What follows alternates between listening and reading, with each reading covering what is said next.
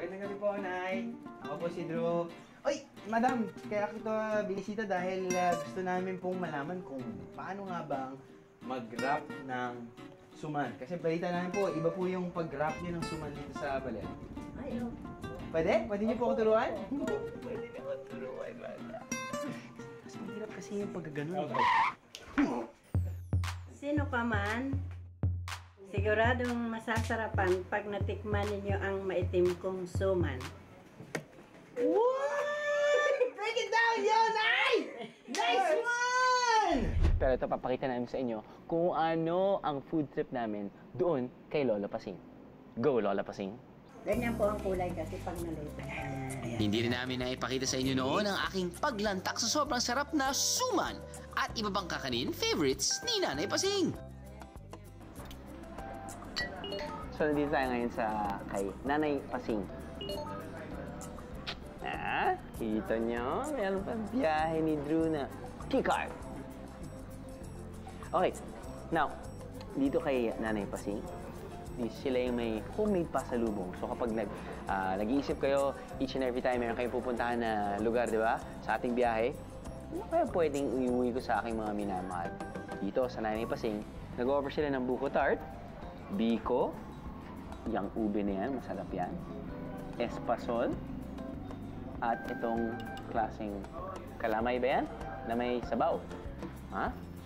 Tikman natin.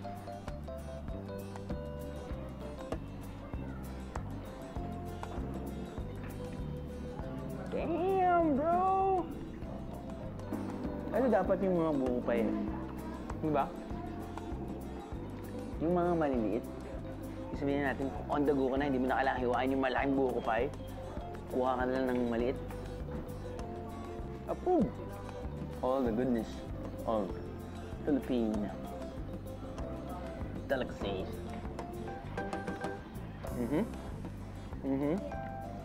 Alright! Minamadali ko dahil talagang darating na tayo sa star of the show. Approve! Kalamin na sabaw. Nahayas. Pero talagang pinuntahan natin dito, star of the show, Nanay Pasing, ang kanyang suman. Now, two variations. One is, yun. Yung original sticky white rice.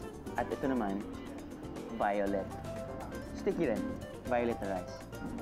Pero ang the best dyan, meron kang different types of dips na pwede rin bilhin. Yung homemade nilang peanut butter, may matamis sa bao, may mangga. Nothing like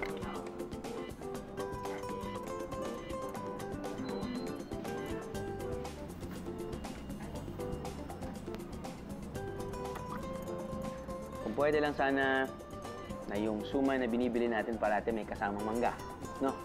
Or yung mangga na sa loob na ng suman para madaling kainin. Lagyan natin ng mangga, lagyan natin ng bao, lagyan natin ng peanut butter. Ano?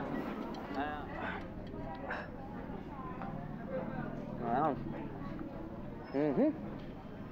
Tikman ko muna yung konting asim at tamis ng mangga. Oh. Yung tamis ng bao. Yung huli yung peanut butter. Pwede. Pwede. Okay, lagyan natin yung peanut butter sa buko tart.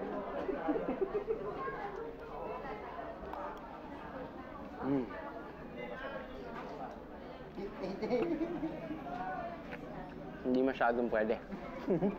Okay lang. Mali.